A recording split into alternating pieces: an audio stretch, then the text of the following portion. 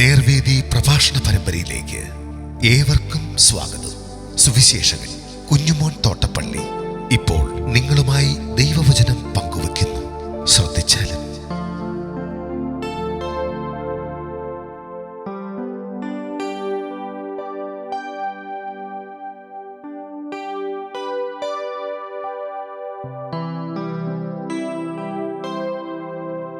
മത്തായി സുവിശേഷ 6-ാം അധ്യായത്തിന്റെ 19 മുതൽ 34 വരെയുള്ള വാക്യങ്ങൾ ഞാൻ വായിക്കുന്നത് ശ്രദ്ധിച്ചാലും. പുഴുവും തുരുമ്പും കെടുക്കുകയും കള്ളന്മാർ തുറന്നു മോഷ്ടിക്കുകയും ചെയ്യുന്ന ഈ ഭൂമിയിൽ നിങ്ങൾ നിക്ഷേപം സ്വരൂപിക്കരുത്. പുഴുവും തുരുമ്പും കെടുക്കാതെയും കള്ളന്മാർ തുറന്നു മോഷ്ടിക്കാതെയും ഇരിക്കുന്ന സ്വർഗത്തിൽ നിക്ഷേപം സ്വരൂപിച്ചുകൊള്ളുവീൻ. നിന്റെ നിക്ഷേപം ഉള്ളിടത്ത് നിന്റെ ഹൃദയവും ഇരിക്കും. ശരീരത്തിന്റെ വിളക്ക് കണ്ണാകുന്നു. കണ്ണ് ചുവള്ളതെങ്കിൽ നിന്റെ ശരീരം മുഴുവനും പ്രകാശിതമായിരിക്കും. കണ്ണ് കേടുള്ളതെങ്കിലോ നിന്റെ ശരീരം മുഴുവനും ഇരുണ്ടതായിരിക്കും. എന്നാൽ നിന്നിലുള്ള വെളിച്ചം ഇരുട്ടായാൽ എത്ര വലിയത്. 2 യജമാനന്മാരെ സേവിപ്പാൻ ആർക്കും കഴിയുകയില്ല. അങ്ങനെ ചെയ്താൽ ഒരുത്തനെ പകച്ച് മറ്റവനെ സ്നേഹിക്കും, അല്ലെങ്കിൽ ഒരുത്തനോട് പറ്റിച്ചേർന്ന് മറ്റവനെ നിരസിക്കും. നിങ്ങൾ ദൈവത്തെയും മാമോനെയും സേവിപ്പാൻ നിങ്ങൾക്ക് കഴിയുകയില്ല.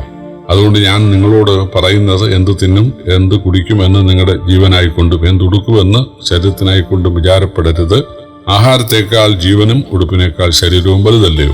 ആകാശത്തിലെ പറവകളെ നോക്കുവിൻ. അവ വിതയ്ക്കുന്നില്ല, കൊയ്യുന്നില്ല, കളപ്പരയിൽ കൂട്ടി വെക്കുന്നതുമില്ല. എങ്കിലും സ്വർഗസ്വനായ നിങ്ങളുടെ പിതാവ് അവയെ പുലർത്തുന്നു. അവയേക്കാൾ നിങ്ങൾ വിശേഷത ഉള്ളവരല്ലയോ? വിചാരപ്പെടുന്നതിനാൽ തന്റെ നീളത്തോട് ഒരു മുഴം കൂട്ടുവാൻ ആർക്ക് കഴിയും?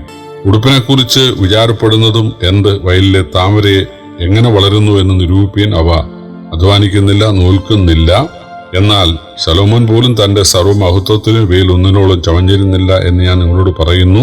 ഇന്നുള്ളതും നാളെ അടുപ്പിൽ ഇടുന്നതുമായ വയലിലെ പുല്ലിനെ ദൈവം എങ്ങനെ ചമയിക്കുന്നുവെങ്കിൽ അല്പവിശ്വാസികളെ നിങ്ങളെ എത്ര അധികം. ആകയാൽ നാം എന്ത് തിന്നും എന്തു കുടിക്കും എന്തുടുക്കും എന്നിങ്ങനെ നിങ്ങൾ വിചാരപ്പെടരുത്. ഈ വകയൊക്കെയും ജാതികൾ അന്വേഷിക്കുന്നു. സ്വർഗസ്വനായ നിങ്ങളുടെ പിതാവ് ഇതൊക്കെയും നിങ്ങൾക്ക് ആവശ്യം എന്നറിയുന്നു അല്ലോ.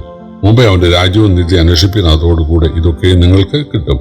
അതുകൊണ്ട് നാളേക്കായി വിചാരപ്പെടരുത്. നാളത്തെ ദിവസം തനിക്കായി വിചാരപ്പെടുമല്ലോ. അതത് ദിവസത്തിന് അന്നന്നത്തെ ദോഷം മതി.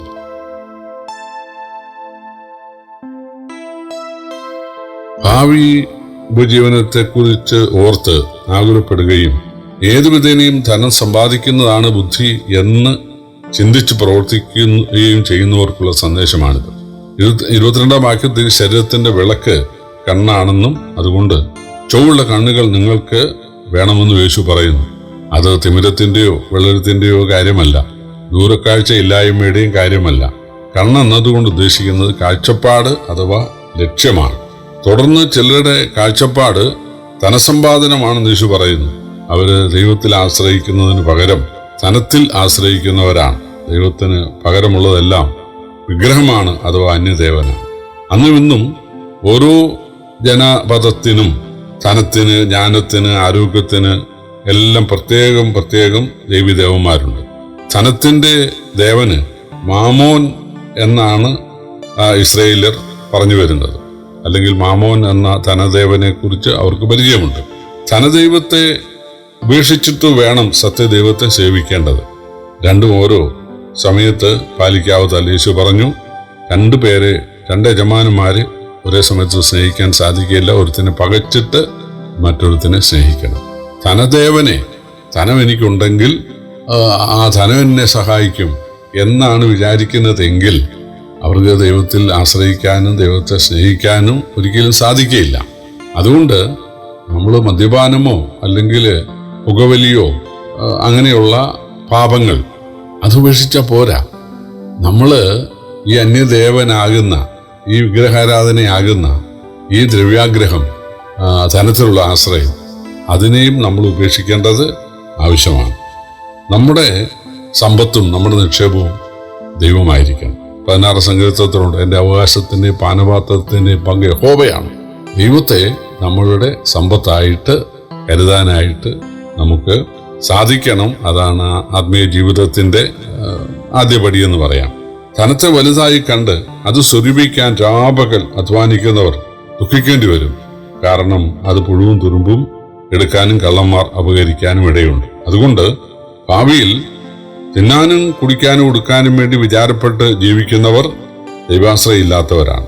നമുക്ക് നിത്യജീവനും സ്വർഗവും തരാൻ കഴിവുള്ള ദൈവത്തിന് നമ്മുടെ ഉപജീവനത്തിന് വേണ്ടത് തരാൻ കഴിവില്ല എന്നുണ്ടോ? തീർച്ചയായിട്ടും നമുക്ക് എന്തൊക്കെ വേണമെന്നുള്ളത് നമ്മളെക്കാൾ നമ്മുടെ പിതാവിന് അറിയാം. തീർച്ചയായിട്ടും ആ ദൈവം നമുക്കായി കരുതുന്നവനാണ്. ആ ദൈവത്തിൽ ആശ്രയിക്കുകയാണ് വേണ്ടത്.